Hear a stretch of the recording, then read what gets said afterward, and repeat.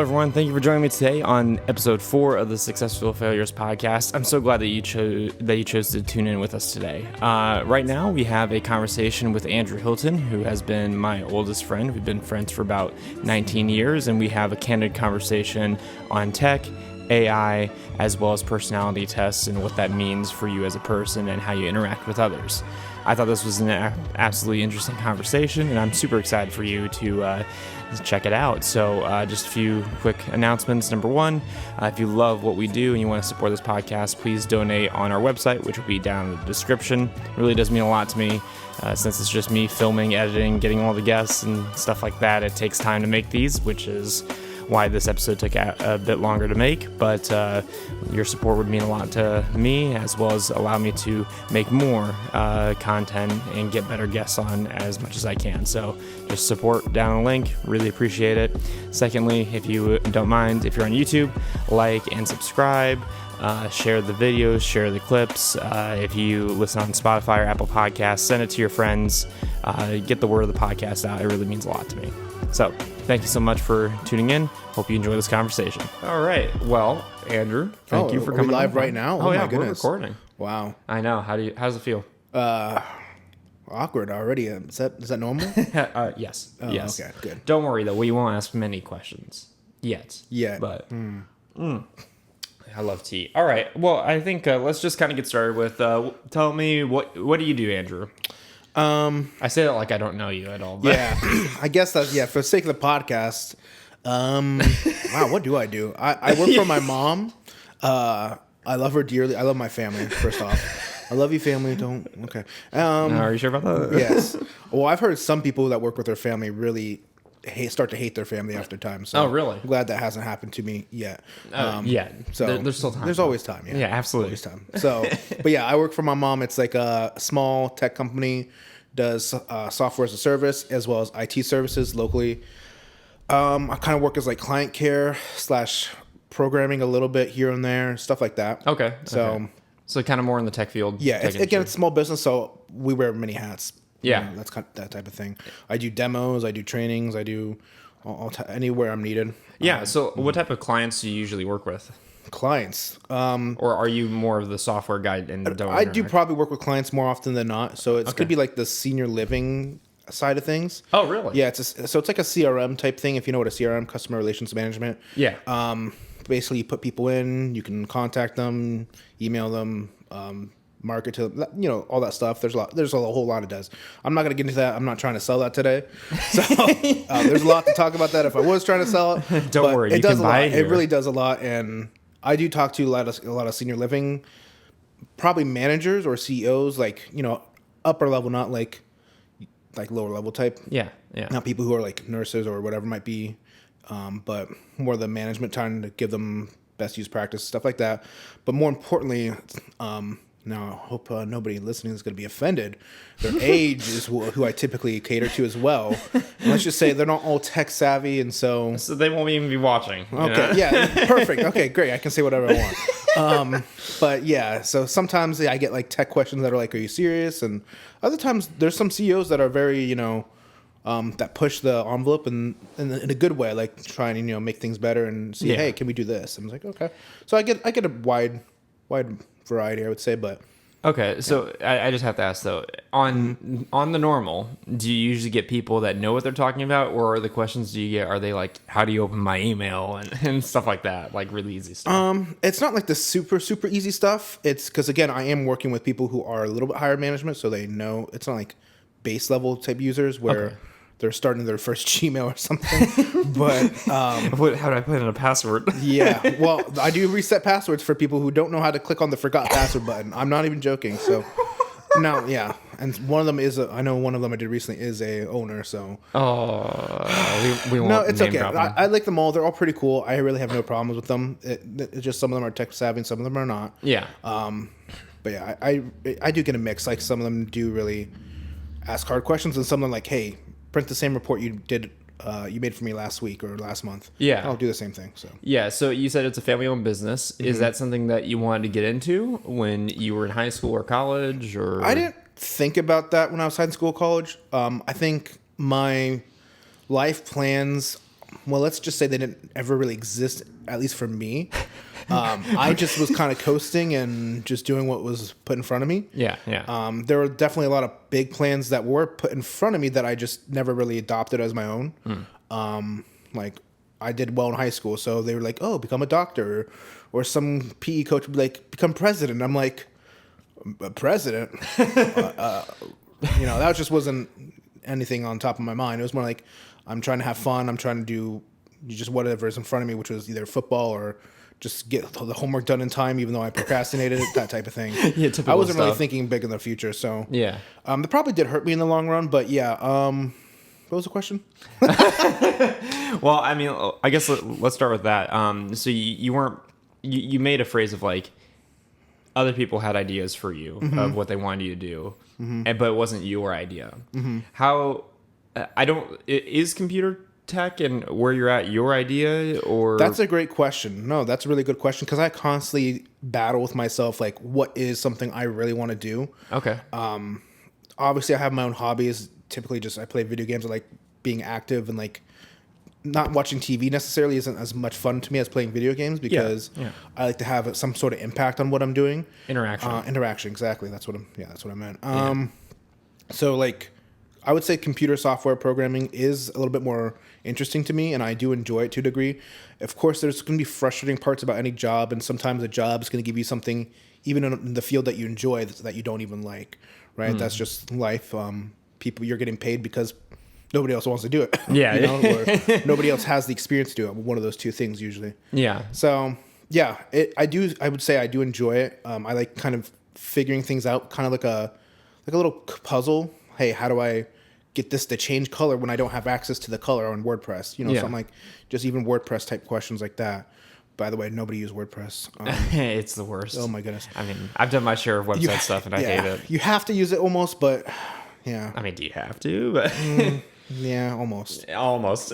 Every big company pretty much uses WordPress unless like they're actually Google and have their own Software. Yeah, like their own group of 500 people working on their website. Yeah, I do find it funny that a lot of times big companies like that use inefficient technologies. Like, so WordPress is one. I mean, kind of email, because email is such a slow. It's been phased out mostly, I see. So I Yeah. do like a lot of the marketing stuff, or at least I work on marketing stuff with some of these CEOs, including my own mom does marketing for the company, right? The family company. Yeah. And we're just finding that emails are not nearly as efficient as they used to be. I mean, think about you yourself, right? If you get an email about an ad for a company in your email, does it even get to your inbox or does it go to your spam? Yeah. Like, do you even get a chance to even see it, or is it automatically filtered out? And then if it does somehow ended up in your inbox, are you just deleting it or whatever, swiping on your phone and then moving on?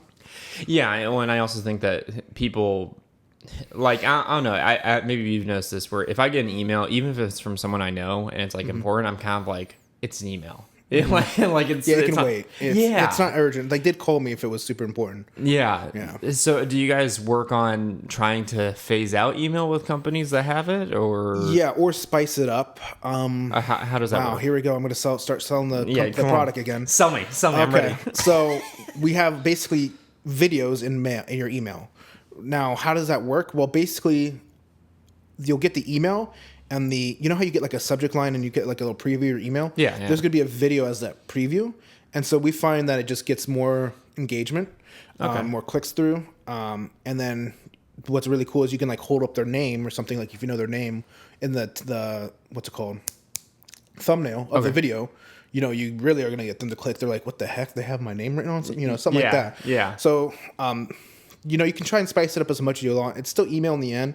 Obviously, there's texting, which I don't think texting's that great for marketing either, though. Yeah, I don't either. And then, it's so like, what do you inefficient. use? I don't even know anymore. Yeah, I mean, I've worked at places where they use apps like Asana, but even then, so like I've used apps like, you know what Asana is, right? I'm actually not familiar. Okay, so Asana is it's like an app where you can do project management and communications. Okay. So you'll have like a project, and then you can put timelines and dates and deadlines on there. But then you can also have conversation and communication in the app. But I've always noticed that when I used it, it was, oh, I'm using this app. It wasn't, oh, this is the communication I Kind of need. like a WhatsApp. Yeah, shit. yeah, it's like it's there. You know, it felt like kind of the same thing of like it doesn't solve the problem of It's just another thing you have to open up and check. Almost. it's more work management. What do you guys do to streamline work management, I guess, or do you even not try? Like So like for ourselves or our clients, because our clients, you know, we work. It's a business to business, right? that's a good question. I didn't even think about that. Let's start with clients and then we'll go with yourselves. Clients, obviously, we try and push the product. It has its own like chat system, and then you actually can integrate directly with Outlook through it. Oh, really? So if you open up, you know, once you're synced in, you can open up your calendar and your email from inside the product, and that way you're kind of working all, you know, basically everything you need is inside the product, right? If anybody's asking, it's Advantage anywhere. I'm not getting paid for this. This is not a promotion. No ads here. No ads. I'm not getting paid for this. I'll tell you that right now. But yeah, there's a lot and whatnot that we try to, you know, tell people and whatnot. I think a lot of people use Teams, and I mean, Teams is pretty universally used across big companies. Or Is Teams small. Microsoft? Or? Yes, it is Microsoft. Okay. Okay. Yeah, yeah. Have you seen that whole Microsoft outage Yes. failure? Yeah. Yeah, I learned a little bit more about it recently. It wasn't technically Microsoft's problem. Yes, it was like some subsidiary app. Exactly, and anybody using that, it would crash, or their Microsoft, their team, whatever they were using, I forget. Yeah. But I mean, the main thing I got out of that is I didn't realize how many large companies use Microsoft because, you know, at least like in the creative world, it's more Mac. yes, it definitely is. I think, yeah, that's definitely a big thing. The creative world is more Mac. The tech world is more Linux or whatever. Oh, it is? And I would say so. And then Really? I mean, there's a lot of people that prefer Windows still, but like the creative form of programming people are on Linux for the most part. Can I ask why? Like, what does that give them? A lot of open source stuff, basically. Okay. There's just like a lot of open source projects, and it itself, I forget which one, is open source. There's like a lot of versions. Of Linux, and so it gives them like flexibility, I guess. Yeah, you can do whatever you want, and you can see whatever anybody else's work. It's kind of like a community project, right? Working on a Linux is like, hey, you can, if you're a programmer, you can actually help improve this in a way by like trying to contribute. So it's like constantly, trying to improve your own operating system on while you're using it for other things as well. Yeah. So. I think that sometimes when we talk about so like, you know, we've been friends for how long have we been friends? Third grade? This is what I remember. Yeah, I think it's like 19 years ish. Like it's been a while. Yeah. Okay. Yeah, we're old. Yeah. Let's not go there. You know, we've been into like tech and games and stuff like that for I think as long as we've known each other. I mean, we played games for ever since we've known each other. So I feel like for us, the conversation of like the pros and cons of Linux, Windows, and Mac are easier for us to digest because we understand like the nomenclature and the language. Right. If someone didn't understand programming, would there be a point for them to even try to figure out what Linux is, or what would be your recommendation? You stick to Windows or Apple essentially. Yeah, Linux is just. Yeah, there's no point really in trying to figure out what Linux is unless you get into actually programming and whatnot itself. And even then, I'm not really into that either. And I do a little programming here, so what it's do you definitely use? not necessary. I use just Windows. Okay. Yeah, Microsoft is fine, honestly. Yeah, it gets the job done. It gets the job done. It works. Almost every application ever made is compatible with Windows, so yeah, there's like no finicking around with certain special settings you have to do and whatnot to get things to work. It just kind of works almost out of the box type thing. Yeah, they're pretty. Apple's the same way too. Like apps tend to usually work with Apple, and it's pretty plug and play. So you mentioned before, like what's the communication that your company uses to like streamline things instead of email? Oh, are you allowed to say back this? to that? Yeah, I mean we use Teams of course as well, but we also use our own product in a way. We use Teams mostly as like the communication back and forth between people. Like we have our own meetings there and whatnot. I know there's other ones, of course, out there you can use. Some people even use Zoom, which is not really, I would say, a work-related one, but yeah, it can work still. Yeah. Yeah, and like I said, we use our own product, kind of put in. You know, we try to eat our own dog food, is what we say. So I've never heard that phrase before. Okay, well, you've heard it now, so you're welcome. It's first time. Let's go. Okay, so you're working with companies for their software needs. What's the main question that you've gotten from these CEOs?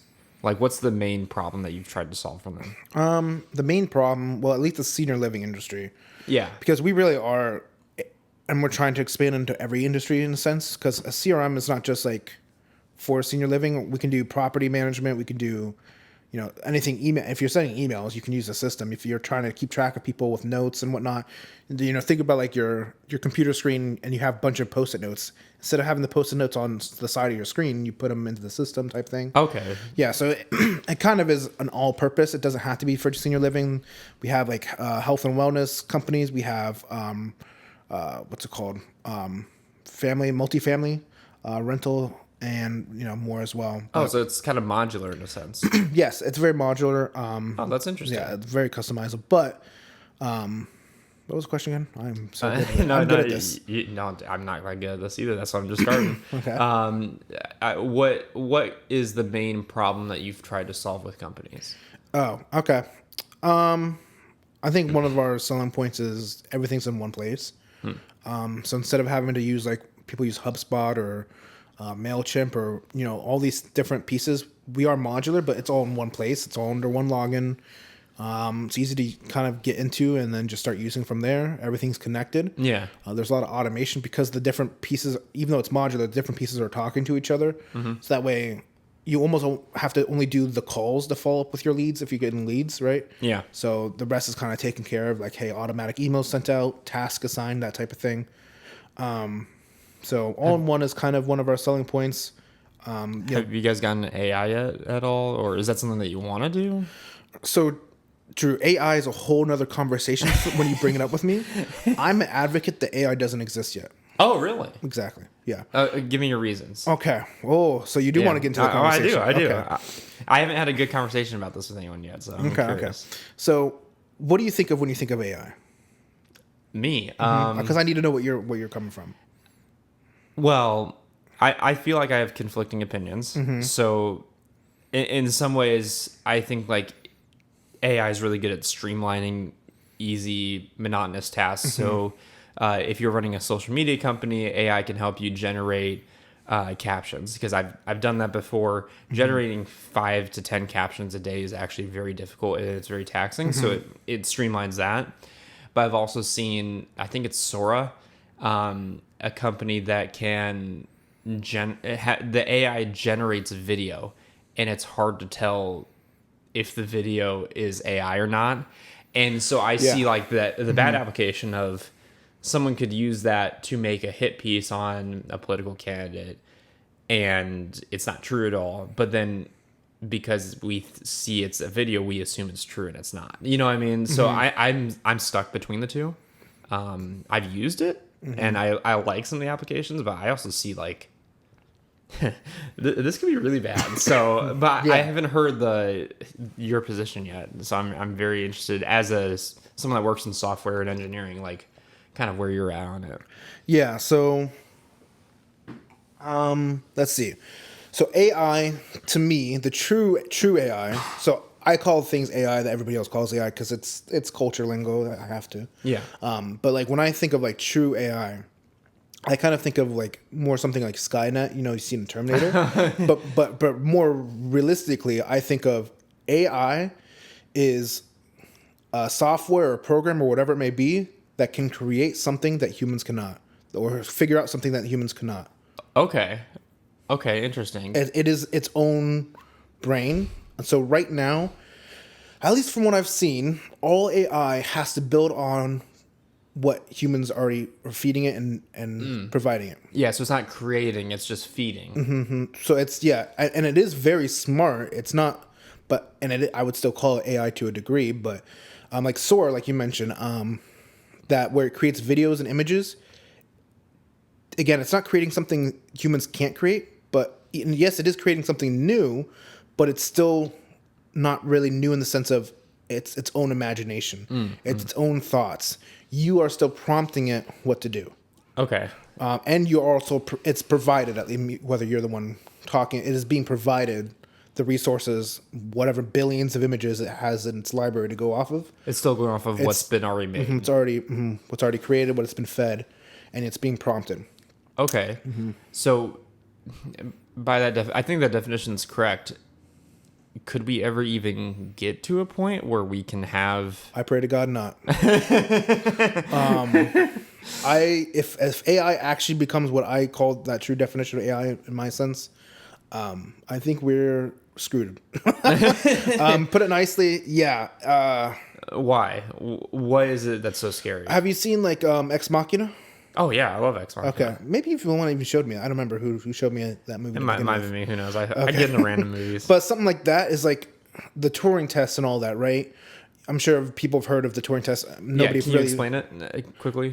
So Turing test is basically a test that you give something that you think is AI to see if it is self-aware, essentially. Okay. Like There's a lot more of the things it can do, obviously, but yeah, it's kind of a test. If it passes the test, if it truly passes the test, you won't know it passed the test.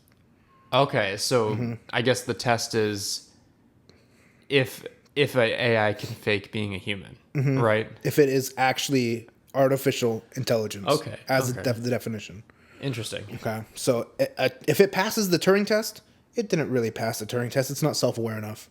But if it doesn't pass itself, the Turing test or whatever it's called, and all the other tests involved and whatnot, there might be a little sneaking suspicion. There can be, of course, conspiracy theories and all that. Yeah. There's already AI out there that we don't know about that's been just like Ex Machina, right? Like that, Yeah. that AI chick goes out there and nobody knows, but she's going to be living life and she's going to keep gathering more information. And Skynet in 2 years and the end of the world and it just all goes downhill. Armageddon and yeah. So with working in software. back to that. It actually kind of fits in the same vein. Like, have you seen anything that leads you to believe it will get to that point yet, or? I don't think we'll get to that point. So like the algorithms and all that are very, very complicated. And maybe I'm just talking nonsense, to be honest, in some cases. But I like your nonsense, though. okay, that's good to hear. Don't encourage me too much, though. Too late. So algorithms are very, crazy and whatnot. Yeah. In the sense of algorithms are so crazy, people that make the algorithms don't know how they work. That's really like, like the YouTube algorithm. That's probably a good one. Nobody actually, I guarantee you, the programmers at YouTube probably don't know how the algorithm actually works, what it's actually looking for. You know how like YouTubers are always like, oh, I gotta beat the algorithm, or do whatever the algorithm wants. Nobody really knows, and it's because it is kind of its own self thinking in a small way. It's not, again, I don't think it's true AI, but it is constantly getting fed new information, right? Okay. And it's constantly trying to figure out what do people who click on the videos like, and what kind of, and so it's always constantly changing. Another example I saw, again, I play games. So there's a Rocket League game you might have heard of. Yeah. It's car soccer. Yeah. Car soccer. Yeah, that's basically the best way to, with rocket boosters on your car. It's a lot of fun. Yes, I've tried it. I'm not good at it, so please I'm not be good nice. at it either, man. But basically, there's a guy, I think it's a single guy, working on his AI, and the AI is almost as good as pros. Like, the pros sometimes lose to the AI. Really? On Rocket League, where you can move, the cars can move in any direction, the ball can be any speed, people can be anywhere, you can demolition, meaning explode other cars, that way they're out of the fight for a little bit. And the AI is almost beating pros, not consistently yet, but it's probably getting there. He himself doesn't know how his algorithm works. And he's the only guy working on it. It's essentially, the AI is self-teaching, but it still will not be able to expand past Rocket League, right? Same thing with like chess AI. You've probably heard of chess AI.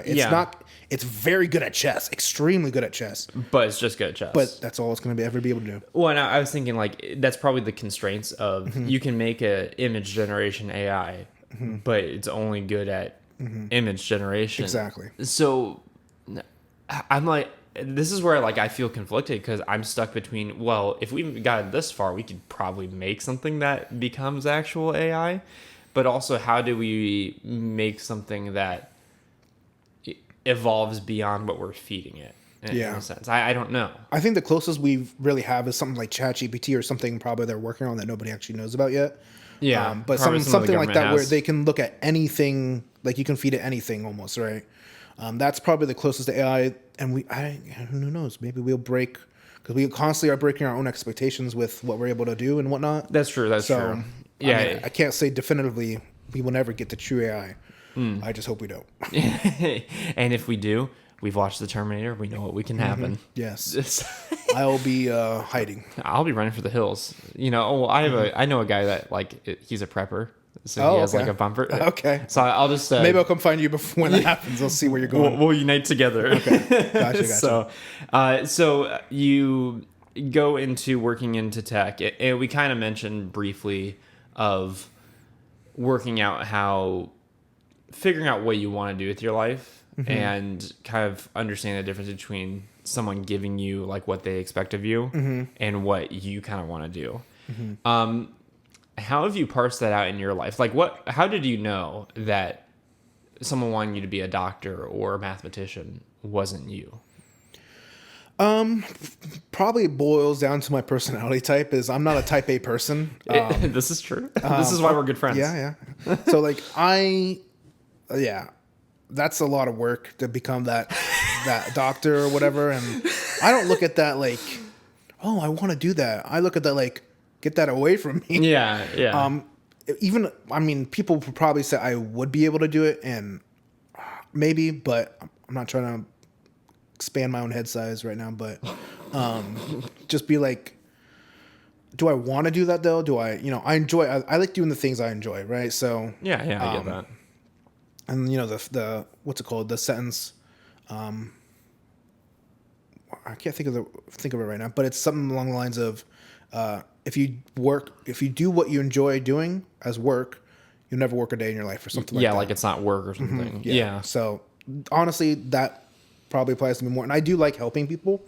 I very much like teaching and whatnot. Now, could I teach little kids? Heck no. I can. No. I don't have the patience that much. Yeah. I like teaching people who want to learn. So, like when I do have a client or whatnot that's trying to ask for a question, they're generally seeking help. I actually like teaching them. Okay. It doesn't bother me. Even if it's a stupid question that I know 90% of the world knows, whatever, right? I enjoy teaching them because they're generally seeking help and they want to learn. Yeah. So it's almost like fascinating to you in a sense. Yeah. I almost like investing in other people in that sort of way. And like in some games, like I will like literally teach people how to do certain things better or get better because they're interested, and that'll give enjoyment. And that almost beats me actually playing the game as good as I can. I'd rather teach people at a lower level. Yeah. And do that instead. So why do you think that gives you more fulfillment? That's a great question. I don't know why that does. I got a few great questions. Okay.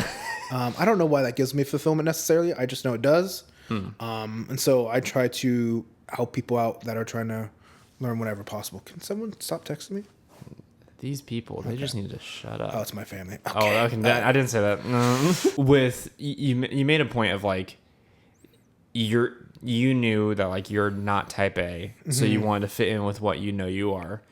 I think some people struggle with knowing who they are. What allowed you to figure out who you are, I guess, or like what helped you? I think honestly, exploring is very important.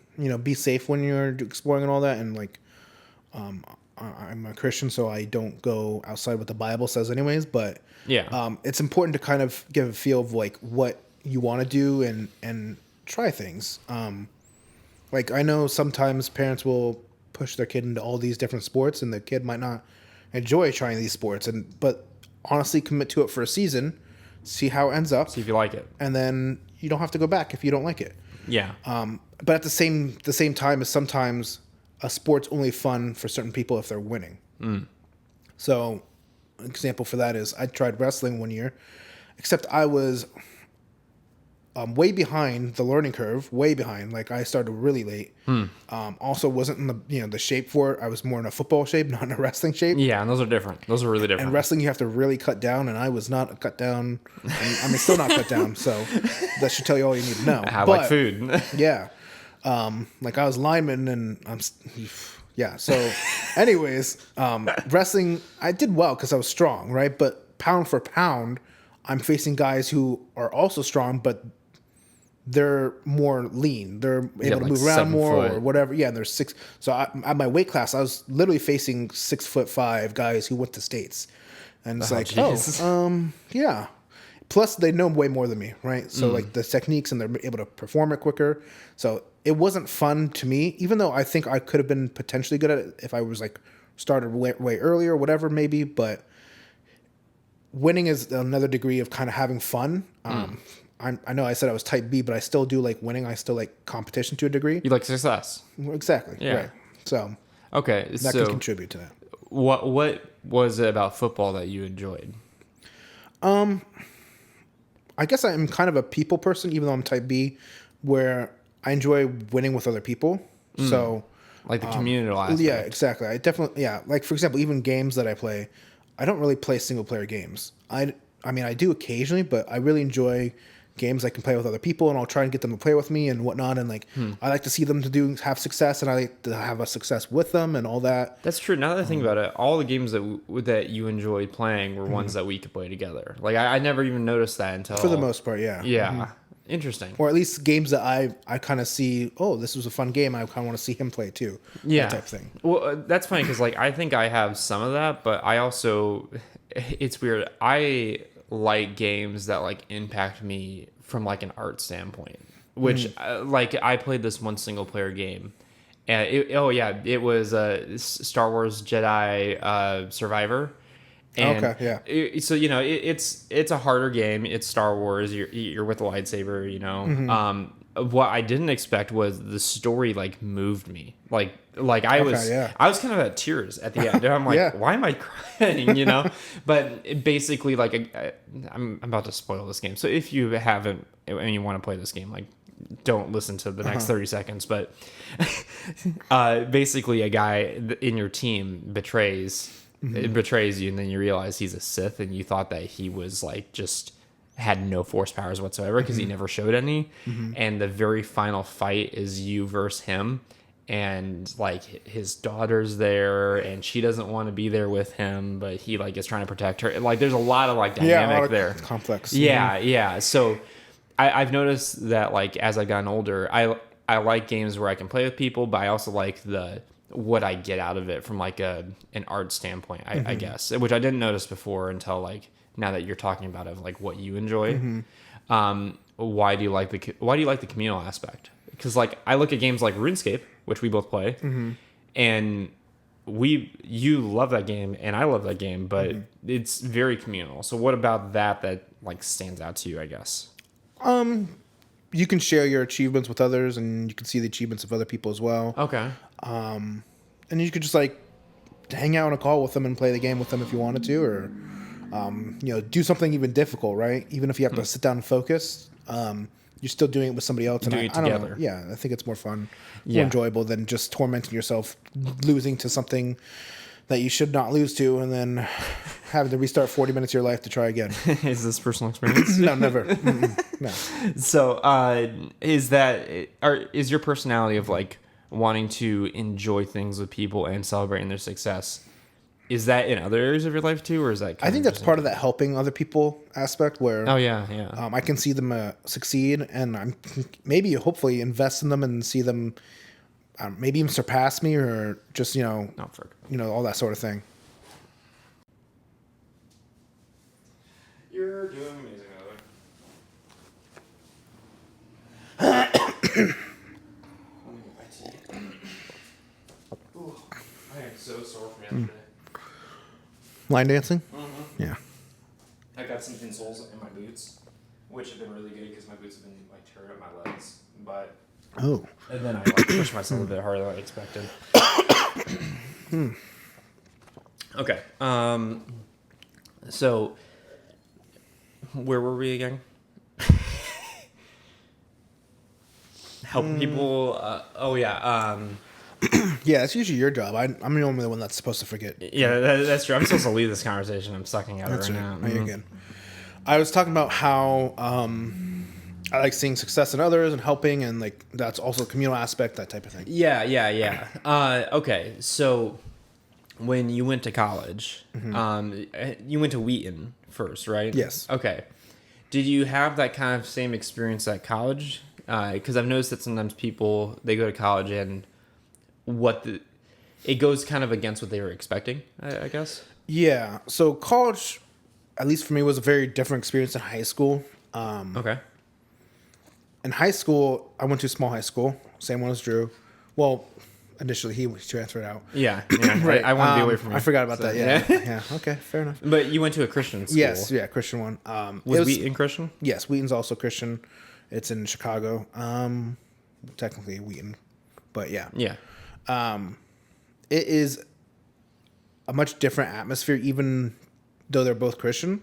Where high school, again, small high school, had like small circle of people that I had to deal with, and I was basically friends with everybody. Even though there's 60 some graduating, something like that.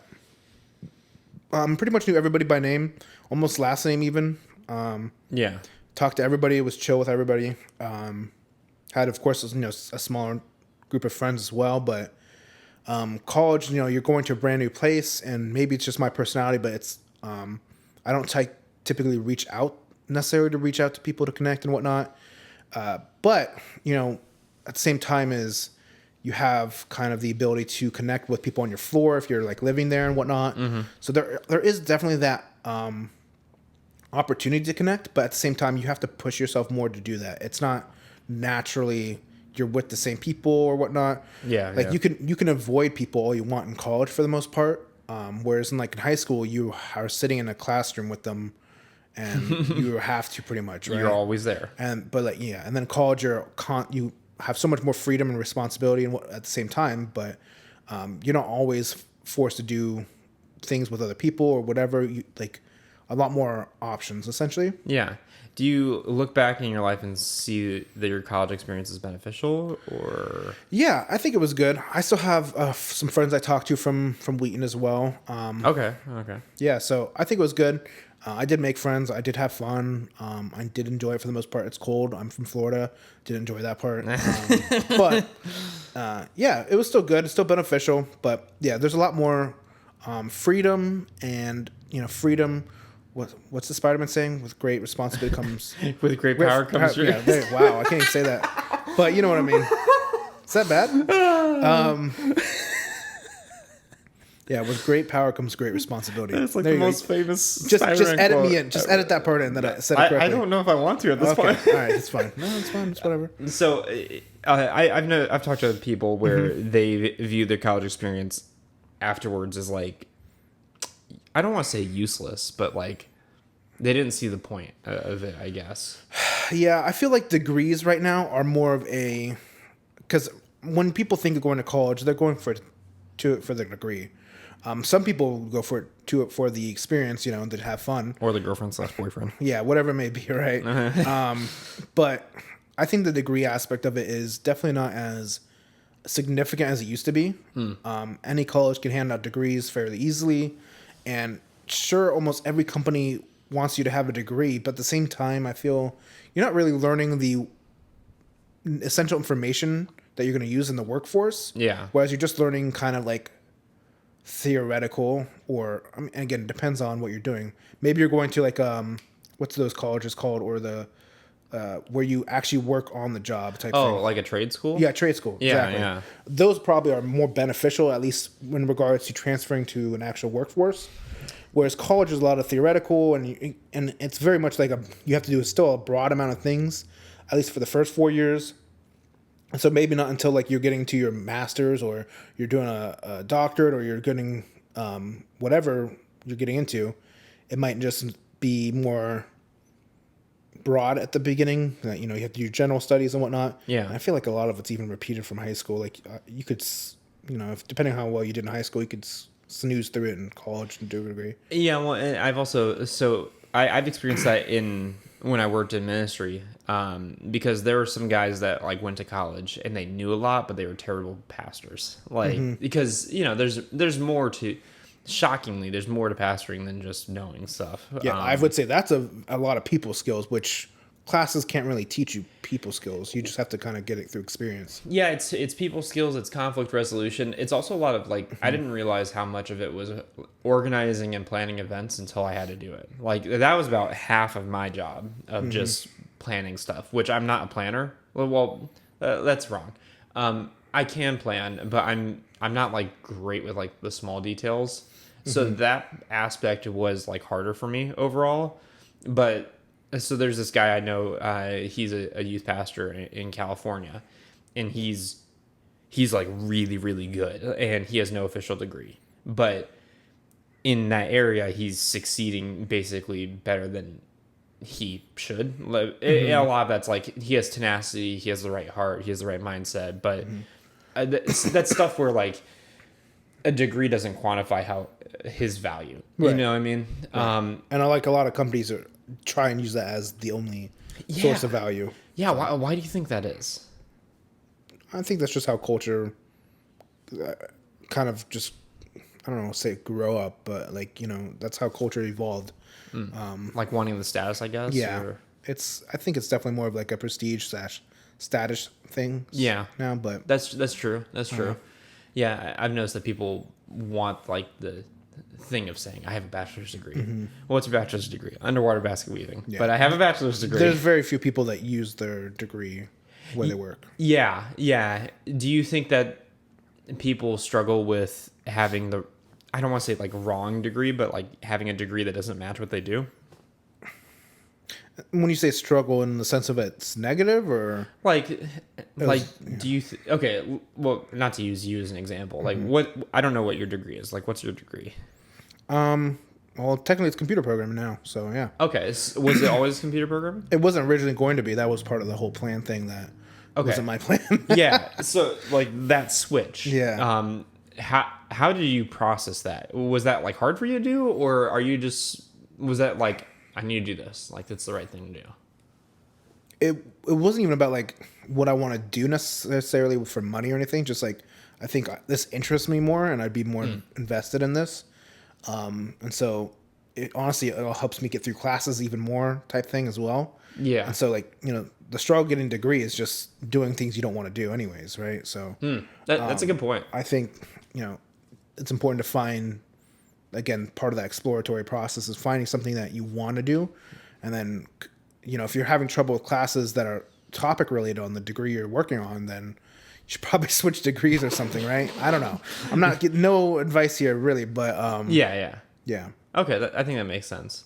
So I don't know if you remember this. I think like 4 or 5 years ago, we had a conversation at an Applebee's while we were having half price apps, and we were talking about, we both grew up in church. We both grew up at the same Christian school. But I think like there became a moment where like my faith became my faith, where before it was not that, because my parents never forced me to be a Christian. They gave me the opportunity to believe what I believe, but there was a moment where it's like, okay, I do believe this. What was that moment for you? Or I know that's happened for you because we've had these conversations. Yeah. I don't know if it was a single moment really for me, but more of a, if you've read the book Case for Christ by, I think it's Lee Strobel. Lee Strobel, yeah. That's kind of like, it just made sense. Like the evidence was stacked in Christ's favor, right? So I think that was kind of like a logical, I'm not really a super emotional or in a weird way, super spiritual, that type of person. I kind of think through a lot of things in my head. Yeah. Whether that's right or wrong, I don't know. Sue me, but I will not. Okay, I appreciate that. But it just made sense. Like, again, you have to figure out things for yourself. The whole critical thinking is important. And like what your parents did for you, if that's correct, is very, very good. Where they let you they didn't force it on you.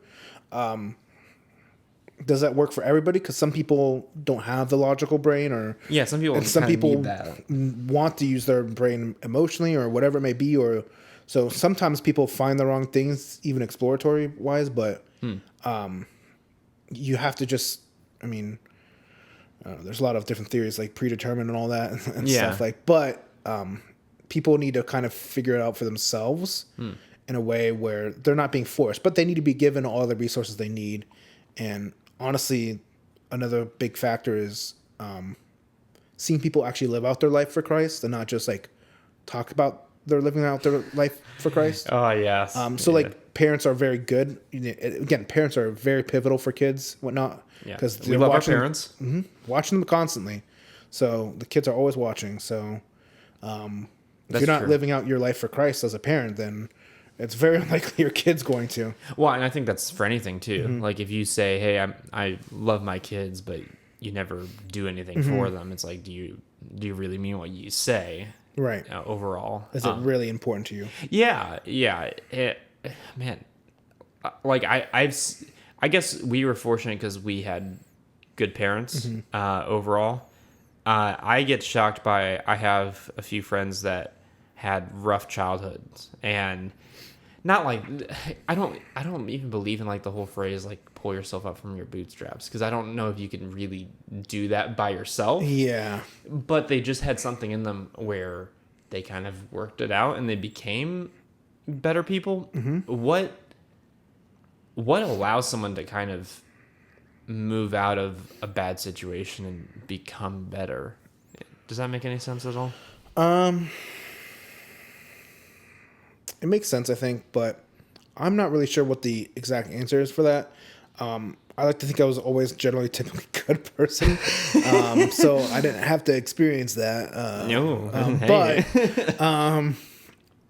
no, there's been times where, like, you know, you see people improve and you wonder what happened to them, and maybe it's kind of like that Paul on the road to Damascus situation. They had an intervention, and maybe it's just they're sick and tired of their life being in a crappy state, and they're like, well, what can I do to fix this? And so, I mean, a lot of motivational junk out there is junk, but it can work. And it's not all junk, but and I think a lot of it's for clicks. Like, I like some guys, like, I'm not going to name call him, but there's this one guy that I like a lot of his stuff. But if you watch like one of his videos, then you basically have seen all of his videos, like the very cookie cutter, you know? But I also feel like life is so varied that having like one answer, like you said, like how am I supposed to, one answer is not going to cover everything of like what someone's been through. right. What about for you personally? Because I think like you mentioned, like you've always been kind of a good person.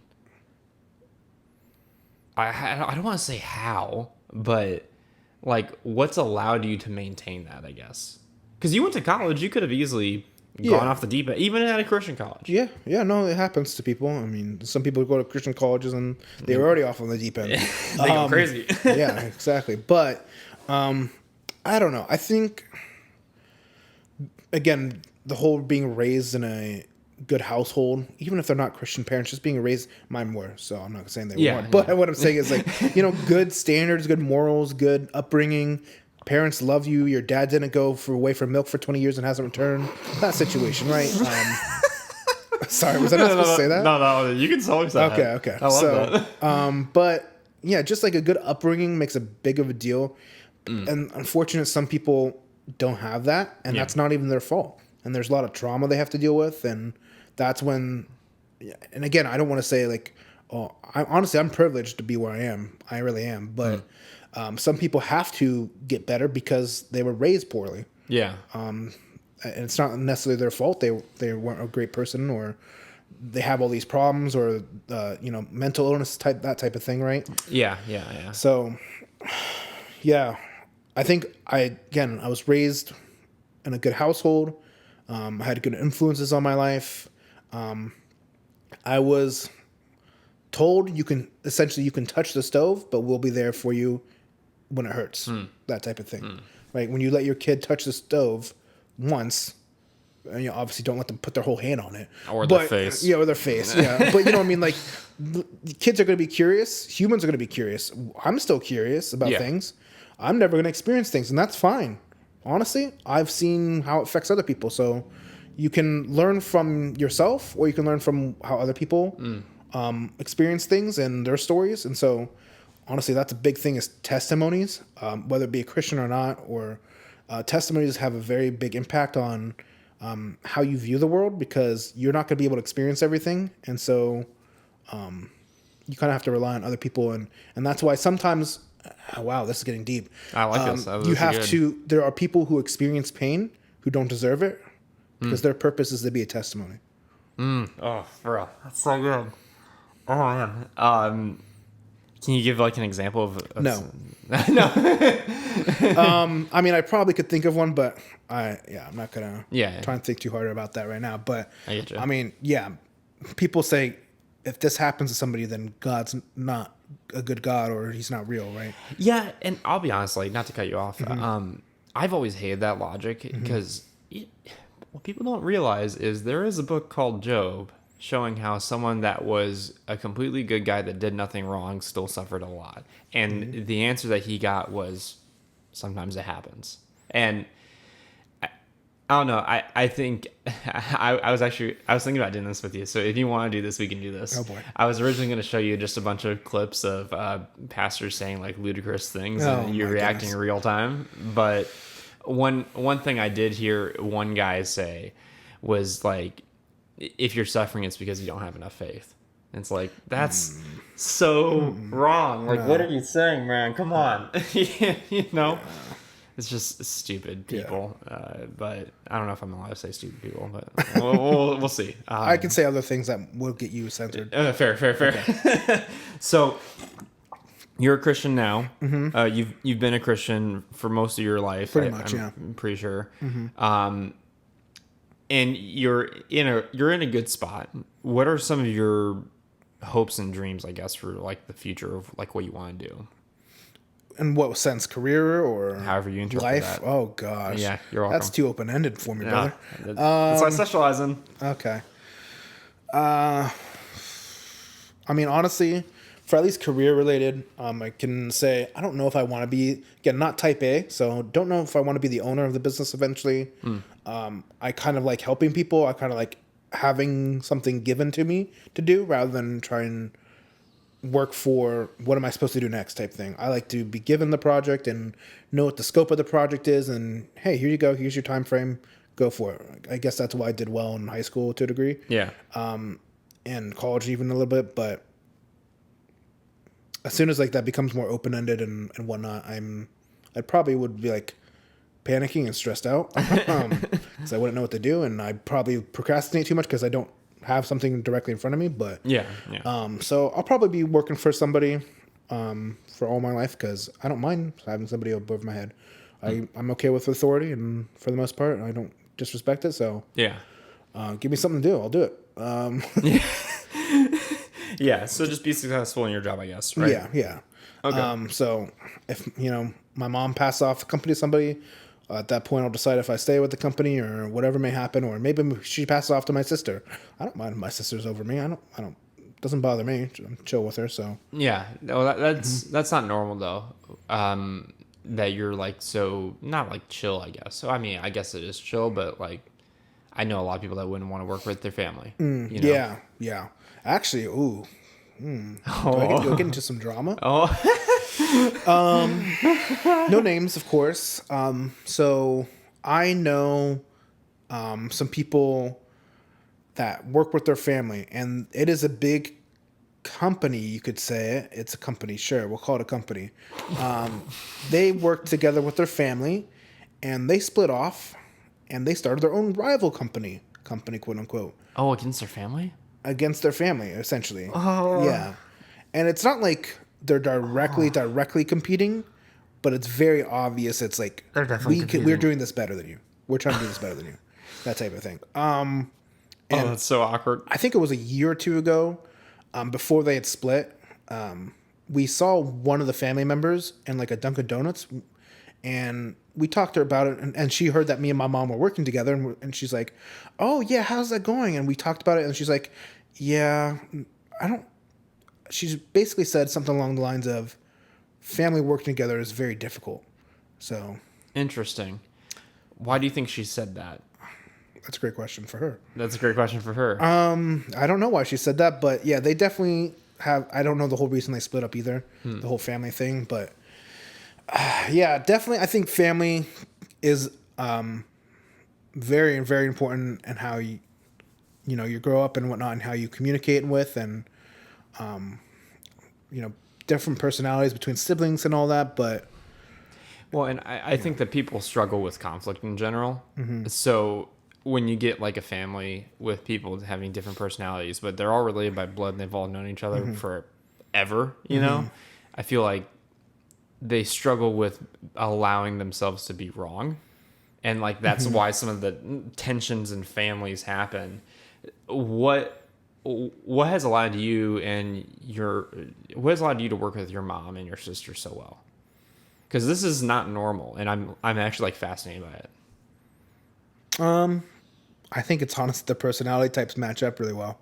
Okay. I took a personality type test with my mom and my dad, and I think my sister was supposed to take it. I don't know if she ever did, but we went to like a whole class on it. It wasn't just like you go home and online Google. No, we had like It was an actual test. people who have taught these tests for years and years, and it was part of the church actually, and because they're trying to figure out what your personality is, where you can fit into the church, that type of thing. Yeah. Because it's very important. Again, everybody has a role, and so what you need to figure out what your role is, what you're good at, and fit in, and all that. And so we took our test. It's the DISC test. Oh yeah. DISC test. What are DISC. you? I am SC. Okay. Really? I'm I'm a very strong S though. a very strong I. Like I had like basically a perfect score. You're I. like my mom then. Really? Okay. She's an ID. I'm an ID. Yes. So our personalities match. I didn't know this. That's exactly why. So DI works well with SC. ID. ID works well with SC. SC. Okay, interesting. DI would probably work not opposite, but definitely makes it more difficult because they're the dominant and the supportive. The dominant doesn't know how to be like they're not the supportive person wants to be more people oriented and all that, right? And the dominant person's like, get this done. I don't care about your feelings. Let's go. Where the I person's more like, yeah, we can do this. Yeah, that type of thing, right? We'll figure this out. Exactly. Which and is definitely more like, me. I'll follow you. Yeah, that's who I am. That's definitely us then. So I'll follow you and I'll do it. But I'm like on the opposite side of the task oriented. I'm more like the people and the but the introverted people type side. So. I see. And I'm an extrovert people person where I'm like that's the I. Yeah. I'm not really good with like tasks and stuff, but I have a vision and a dream and I want to push people towards it, you know. Man, I didn't realize like that. I have never thought about the disc as a way to relate to people. And I remember when I was in college, I heard this stupid message where some guy was like, "You're in college with someone, therefore you have to be friends with everyone." And it's like, I can tolerate people, but I don't think that's true. Yeah. You can't. There's definitely people like a weird comparison is my dad. He is a C. I think it was a CS, but he's like a very strong C. I'm trying to remember, or maybe he's a CD. CS or CS. I don't. Yeah. CD. And my mom is an ID. They actually clash a little bit. They're not. I don't think they're perfect opposites either, but the C specifically and the D clash because my mom is the people person and my dad's not the people person. And so also I think he's a CS. And then the S and the I clash because again, same thing where he's trying to be helpful, but he's also the C, which clashes with the I. So that they kind of crisscross clash, but they have a little bit matching. But there's some semblance. It's not like it's not perfect. It's not a perfect opposite, but I think you almost need that in a marriage too, of like having some not like tension, I guess, but like you can't be perfectly aligned in everything. Well, I mean, realistically, you can't be perfectly aligned with anyone about anything because you're all completely different. You're human, but right. I think there needs to be some polar opposites. I don't know, like it makes it more interesting, I guess, or yeah, in the sense opposites do attract. Yeah, that you're welcome. You said it better than I did. Thank you. With great power comes great responsibility. See, I get you back. You got it. Yeah. Okay. That was well done. Well done. Okay.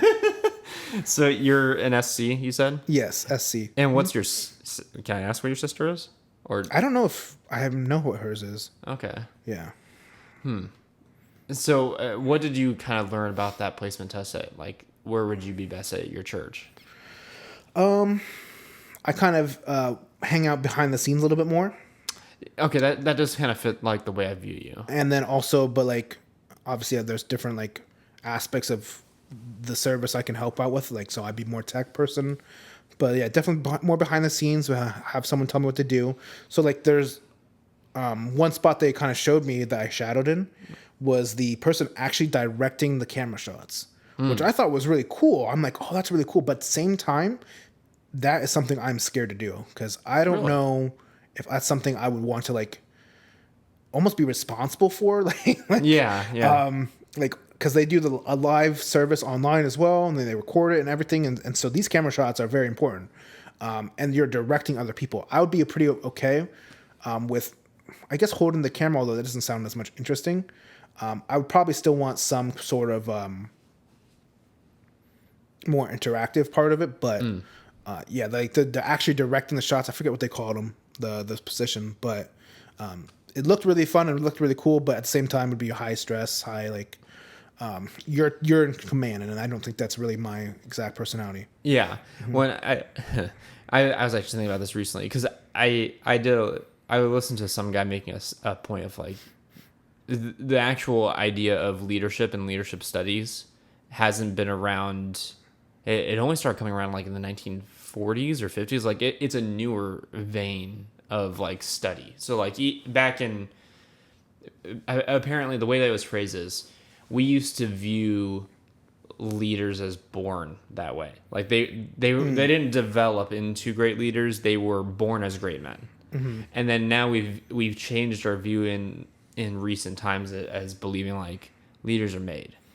So the point that I guess like I've been learning is the idea of leadership is not actually like, it is a biblical context, but Jesus didn't really talk about leadership. You know, he talked about being a healthy person, being a strong Christian, mm-hmm. like being in connection with God, righteousness.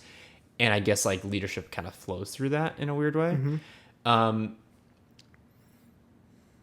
I guess like what I'm trying to say is, I think that our culture has gotten in love with leadership when in reality, in order to be a leader, you need to be a follower. You need to have a follower. Mm-hmm. And I think people need to learn about how to be good followers. Because I'll be honest, like I struggle with that. Like it's harder for me to not submit, but like, it's not my natural bend, you know? Right. So what's allowed you to do that so well, I guess? I think that is kind of my natural bend to a degree. Okay. But yeah, the whole leadership thing, I think you can become a good leader, even if you're normally naturally a follower or whatever it may be. Yeah. But it does have to be something trained, and it's not something that just comes, you just become a natural leader. But you have to also remember, as Christians, we have the great helper. Yeah. Holy Spirit. So we aren't doing it all by ourselves to begin with. That's a good point.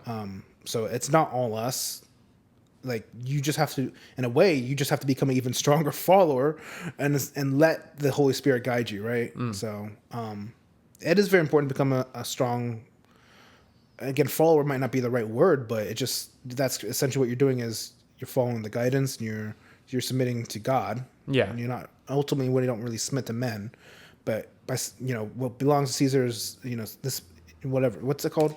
You give to Caesar what belongs to Caesar. Yeah, and give to God what belongs to God. Mm-hmm. And so you just, you give your life to God and he guides you. Yeah.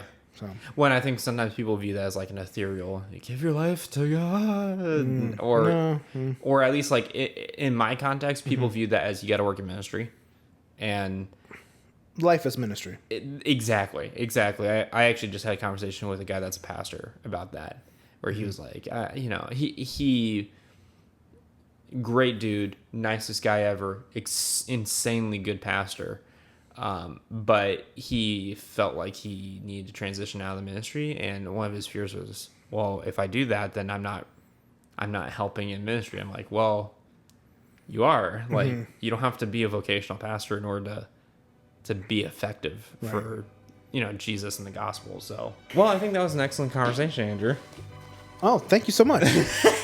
No, honestly, like I'm so glad that you're here. Thank you for coming on to the podcast. I really appreciate this conversation. I thought it was good. Yeah, so. You can't tell, but he has my family house. So